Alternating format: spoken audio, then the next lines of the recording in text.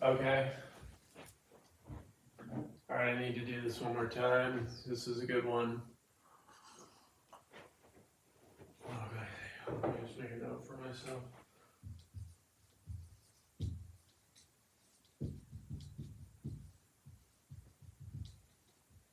Okay.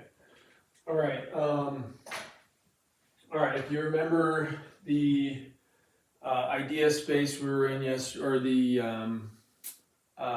working from the model of the myth one, right? And myth one being real and not real. And if you haven't done that yet, go back, go to the deep dive if you're interested. Go to deep dive and you'll see that we got caught up in our idea space because ideas are easy to agree on. And I looked up a couple of definitions for ideas.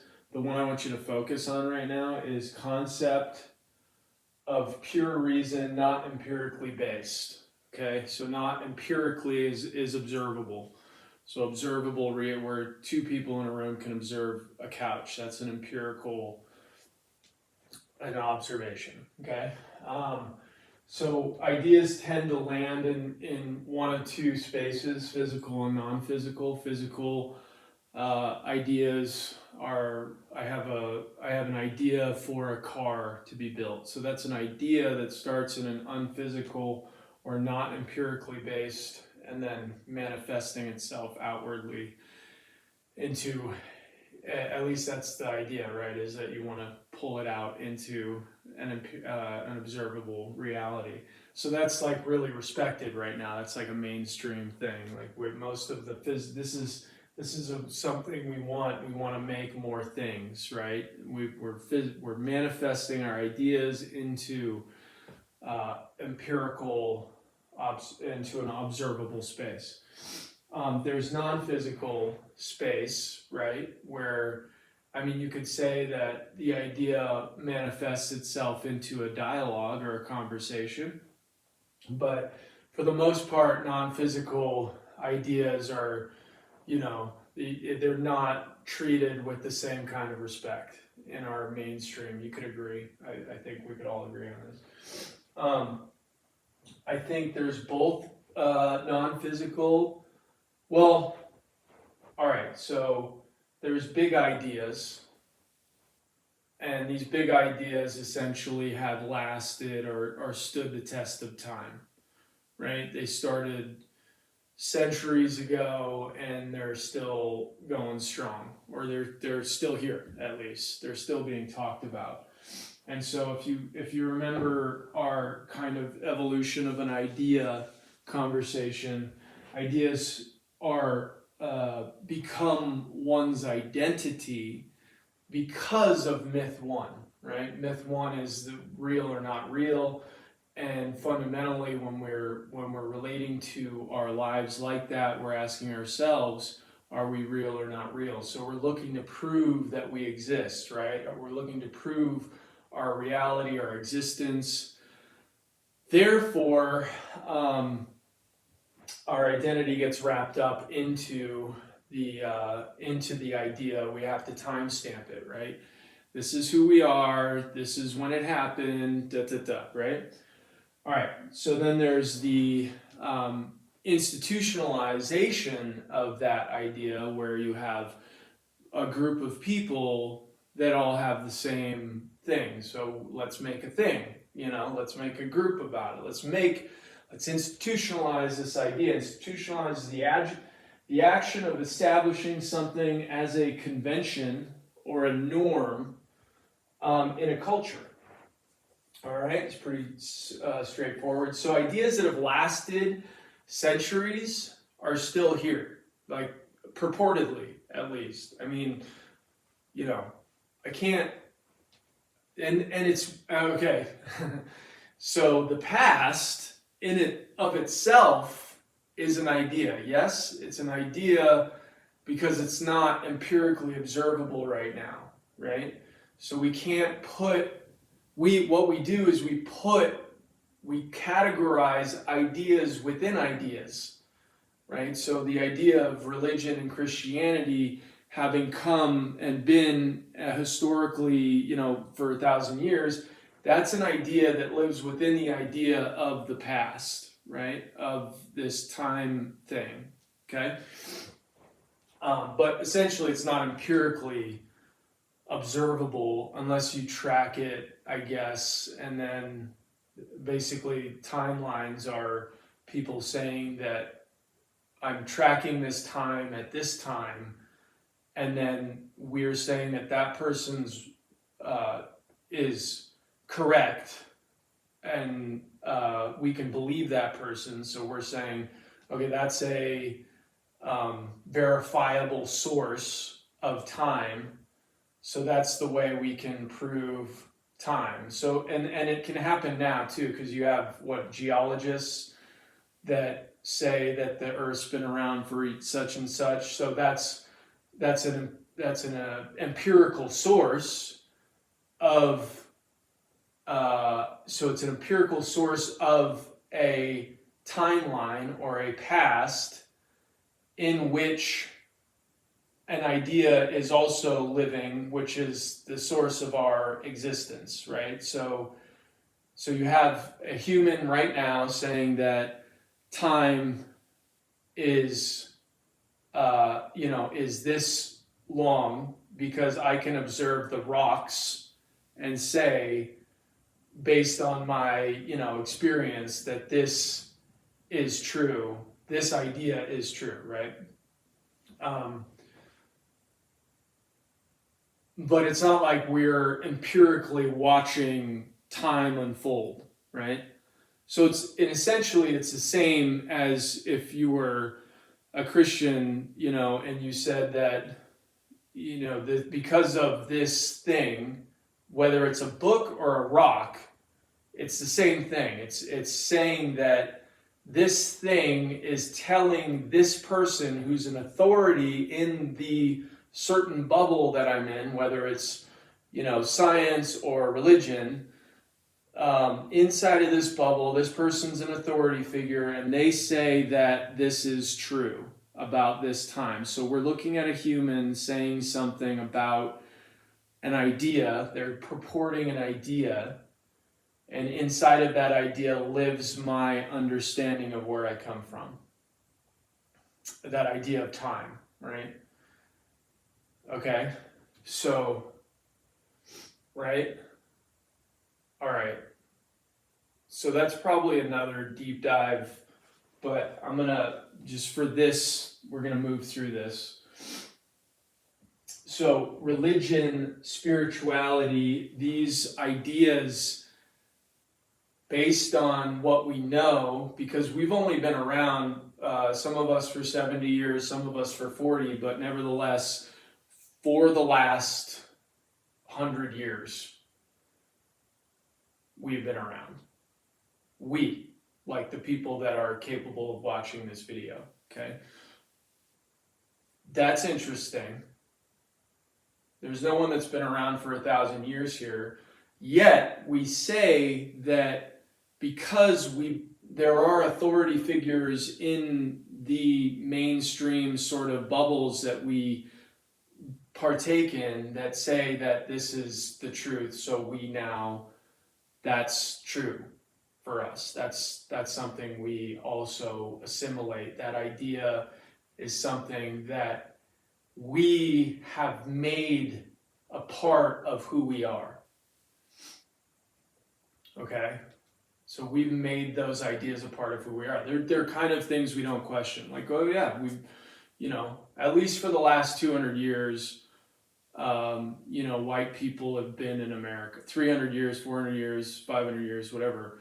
We've been in America, and now the new authority figures are saying that we've been oppressing and messing with and just downright shitting on indigenous cultures. So like that's a new thing that's emerging. So now we're kind of starting to assimilate that into our who we are. So I went to a yoga class this last week, and the yoga instructor said,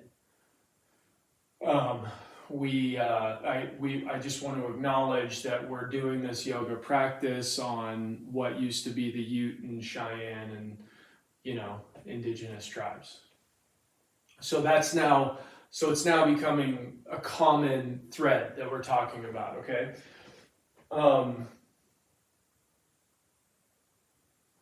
Which is,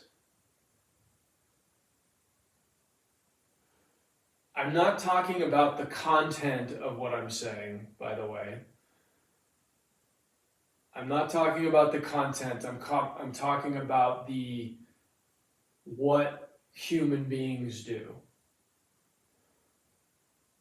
So if you could step back from the content, whether I'm talking about religion or indigenous, people being shat on or anything I'm talking about, just pull back a little bit to see, because what I'm pointing to is the way that we relate to ideas, no matter what they are. And I believe personally there's 1,000 million billion experiences over the last century, and a lot of those were insanely shitty and troublesome, and you know what I mean. So I don't want to get caught up in that conversation. I want to kind of point to what we're doing here as people that are as what human being is that we do. Okay. So religion and spirituality, these ideas have to survive the test of time.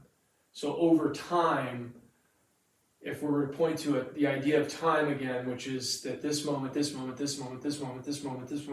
so it's strung along. There's strings that tie these moments together, and I assert that there's a continuity of words, continuity of content, and that's based on words, and the words that reach through this moment to the next. Like in this moment, I'm wearing this sweater, and I believe in, believe in God. Okay. Now this moment, I'm fine. You know what I mean? Like in this moment, and then in this moment, I'm the same guy, So there's a continuity of content there because words survive from one moment to the next. Okay? So the ideas that go from one moment to the next moment. And really there's no separation between this and the next, and next is an idea, right? Next moment is an idea until it's realized. And then the last thing was, so there's only now, right? And that gets into the Nauja that I talked about yesterday, that we did the deep dive on. But if you haven't gone there, go there. So ideas that are born and survive into the next moment and beyond. They themselves need to survive. Words must reach the next space. So content dissemination, we use tools to do this, right? We've developed tools to hold content. And these tools of content dissemination to the next moment, right?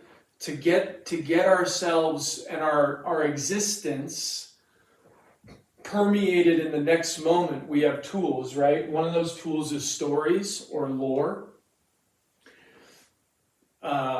We have stories. We use stories. We tell them all the time. We have big movie production things that happen, and stories, and a lot of stories are being told over and over again.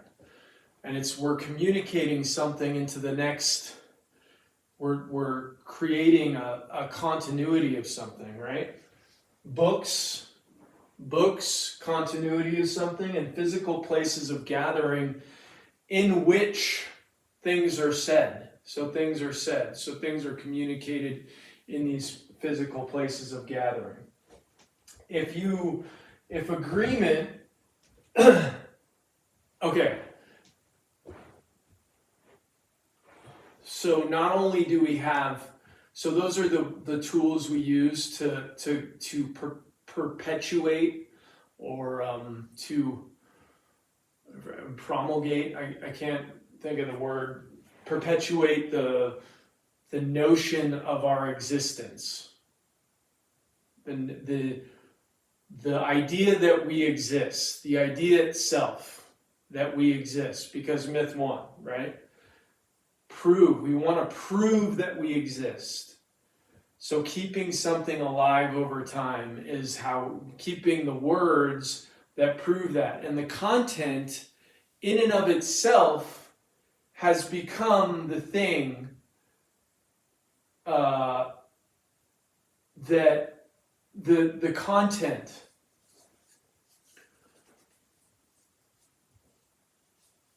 when you have so many people engaging,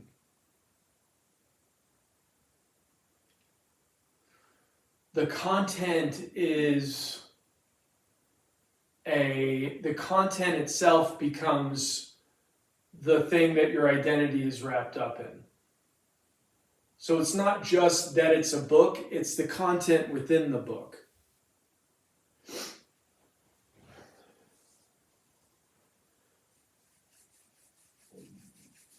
So, and there's a lot of content. We could spend we spend our whole lives engaging in content, digesting content. And really fundamentally, and I think people, I don't know, I don't do this too much. Maybe we all do this, I don't know. But like what I engage in, the content I engage in, to reaffirm, like the things I engage in, all fundamentally, I believe, I assert, I don't know this for a fact, but I think this is a thing. I think that we engage in the content because of myth one, because we are proving to ourselves that we exist. We are in a attempt to wrap ourselves up into an idea in some way, shape, or form. And the idea could be that we're a comprehensive content,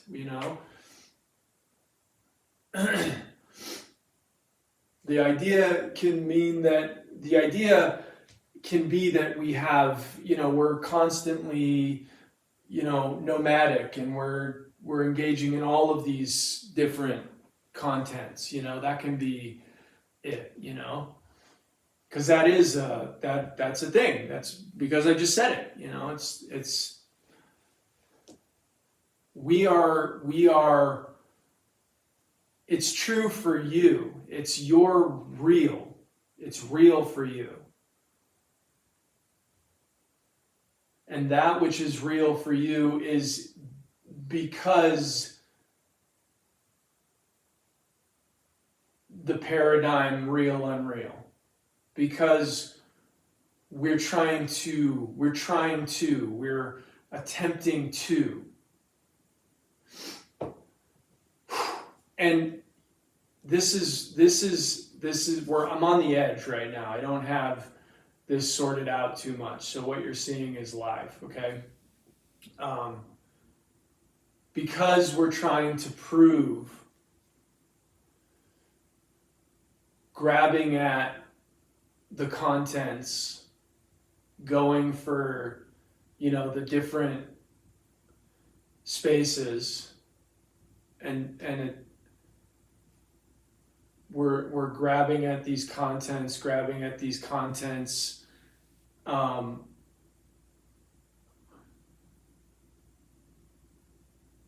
over there, over there, in order to then hopefully at some point this promise of becoming, right? We're becoming, and this is a lot of what I've pointed to in my own self-help journey has been, you see this organization saying that you are where you are now, it's fine, but here you could be more yourself over here. So it's the becoming, the content is out here, and you're becoming it once you assimilate it. So assimilating it with your identity, have it become your identity, because it's over here, so you gotta bring it in. And then once it's in there, then you're embodying that idea completely. And hopefully there's a bubble in that space, because it feels better to be in a bubble, where there's other people that believe the same thing you do. Extraordinary communities, extraordinary, amazing experience, community, all that stuff you can get in the bubble. And you can go from bubble to bubble to bubble, and you can go and find these spaces of knowledge and content and ideas, and these ideas that people have embodied, and you can take those and make them your own, right?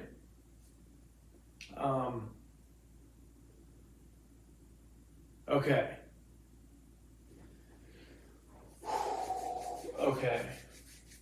All right. So here's the distinct. Here's the edge. Here's the edge. I think it's an edge. I'm going to call it an edge for right now.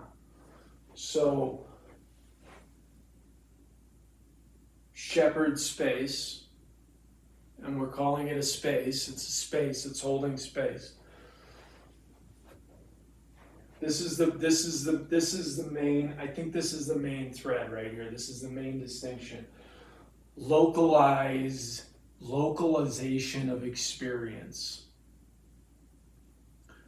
This is gonna sound sacrilegious maybe to the extreme and just crazy on one end. I mean, I don't know what this is gonna sound like, but it's kind of, I'm experimenting with this, so just try this on. Localized experience.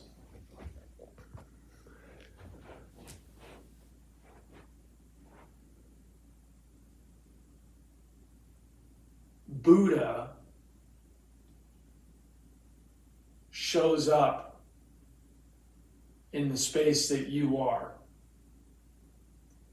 The moment he showed, I don't know if you can remember the first time Buddha showed up in your experience. I can. I was 17 years old, hanging out with my buddies. I had just done, I think I had just done mushrooms recently, and it just blew me wide open, And that's a whole nother thread, but we're not going to go there right now. But I'm at this this kind of plaza where we were getting, my buddies and I, just like teens and figuring out, just doing teen stuff, just going from, we went to a restaurant and we were just hanging out. This guy walks up to me in an orange robe. He actually, all of my friends passed him and I stopped and he was right there. And I just walked up to this guy and he's in an orange robe in the middle of Silicon Valley, in the middle of Campbell, which, if you know anything about Silicon Valley, is it's pretty, techie, fancy. I don't even know why this guy was there, but it was super random. Okay, like this is not a place you go. I mean, I guess if you were, committed to the spread of this stuff, but anyway, he gives me a book. I say, I don't have any money. I can't give you any money for this book. And he goes, it's yours. And I was, all right, cool, And then I go and I sit down with my buddies and I got this book and they're kind of talking at this restaurant. They're all bullshitting and doing teen stuff. And I open this book. The first thing I read in the book is, we are not these bodies. And it shook me to the core.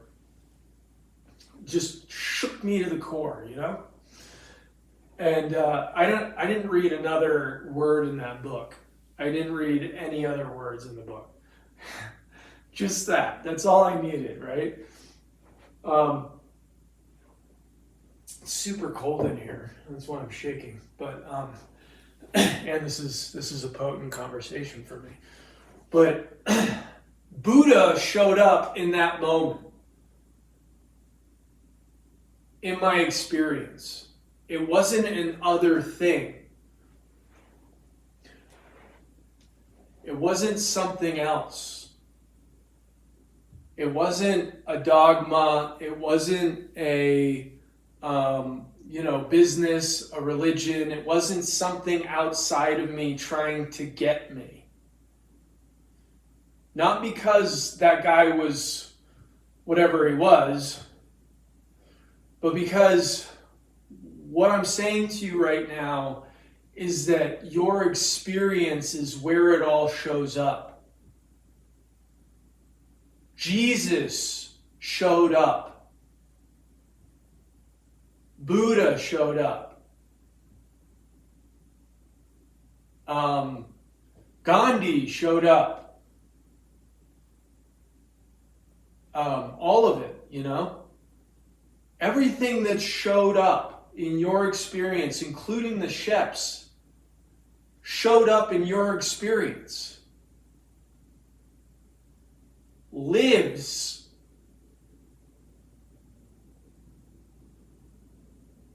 over time in your experience, if you say so. See, I could have turned that off immediately. I could have not even stopped. I went in.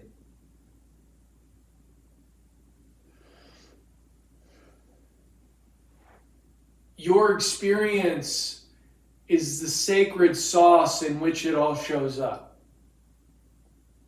Your experience. Yours, you. Not Gandhi in India or, Jesus. There's no other thing. There's no out there stuff. There's nothing out there. There is nothing out there. There's nothing out there. There's no more. There's only what shows up in your experience. Anything that's outside of it isn't there.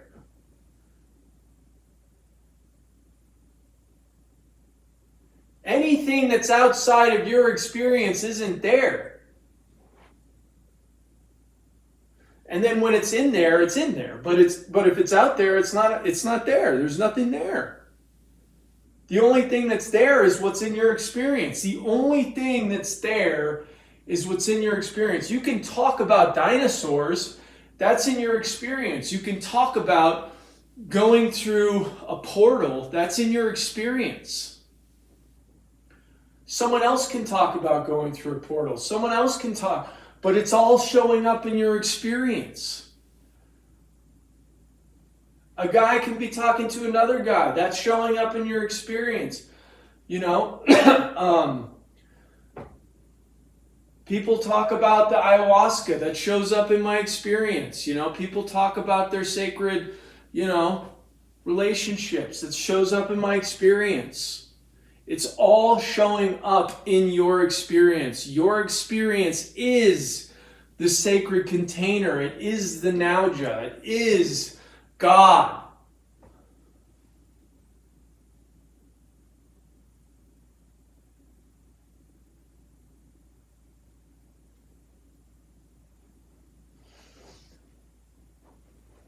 Localization of experience. There's nothing out there.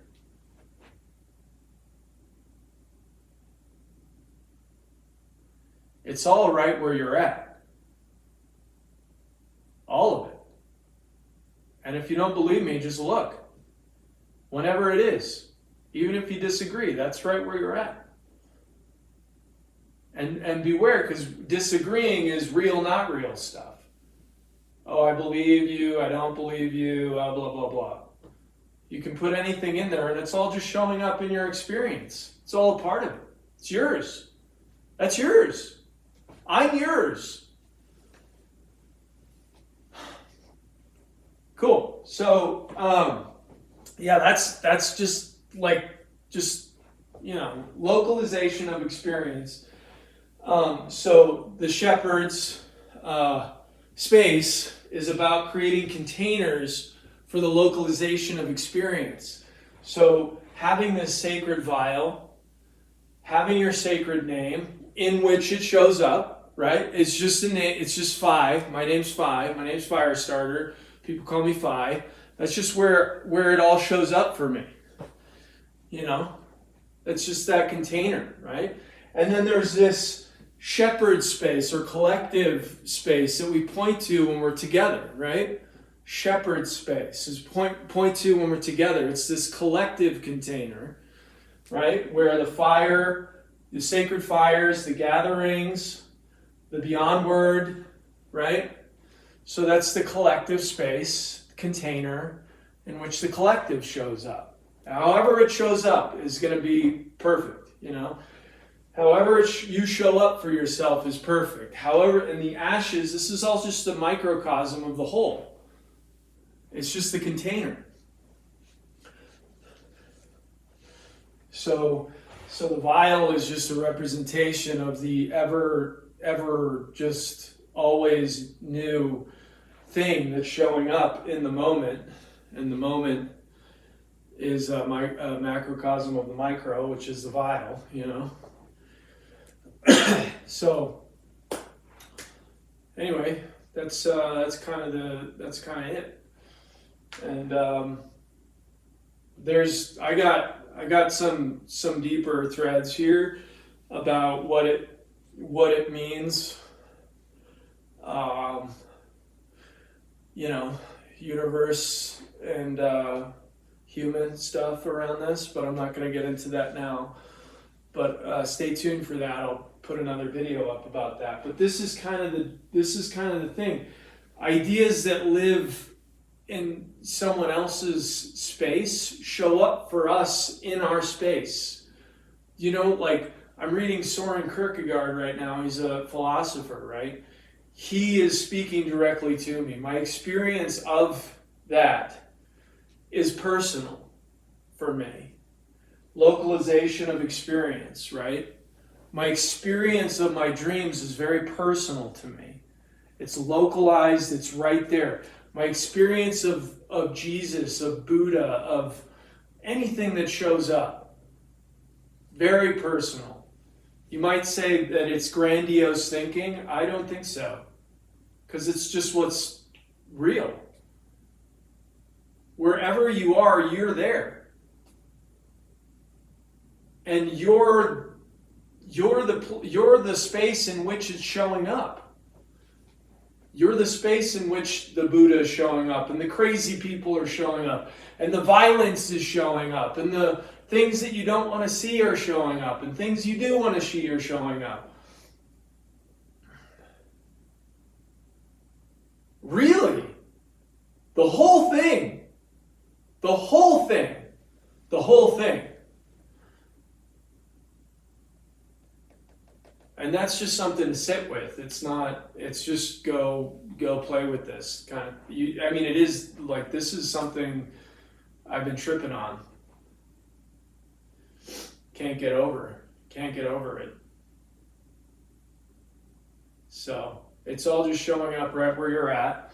And I love you, and you're amazing, and I want to, I can't wait to, and the gift of the vibe, you know, I can't wait to see all you guys, you know, I want to, you know, that's why coming together is so cool, because it's like we are together, this expansive sort of, and that's why the continuity of the simplicity is important, the continuity of the container conversation, of just being the container through which it all shows up. The localization of experience, it's just the container in which anything can show up, whether it's good, bad, ugly, right, wrong, anything shows up, all of it. Jesus, Buddha, you know, dinosaurs, whatever the fuck wants to be there, you know, whatever's coming through, you know.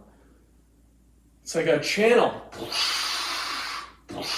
That's how I see it. It's big, you know.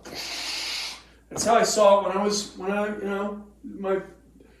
was 17.